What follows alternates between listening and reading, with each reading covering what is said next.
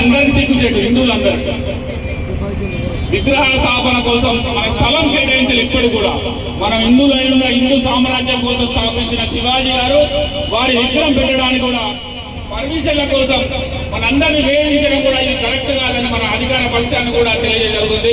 దయచేసి ఇక్కడ ఉన్న ఎమ్మెల్యే గారైనా మన అధికారులైనా ఇప్పటికైనా స్పందించి శివాజీ విగ్రహం కోసం వెంటనే స్థలం కేటాయించి మీ సహకారం హిందూ బంధువులకు మీ చిరస్థాయిగా మీరు ఏదైతే పర్మిషన్ ఇప్పిస్తారో చిరస్థాయిగా మీ పేరు ఉండిపోతుంది.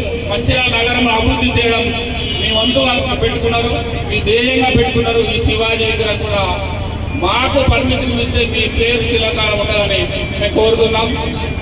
ఇటు అవకాశం మన పోలీస్ పర్మిషన్ అడిగిన వారు మనకి ఇవ్వడం జరిగింది. పోలీసు వారికి ప్రత్యేక ధన్యవాదాలు తెలియజేస్తున్నాం.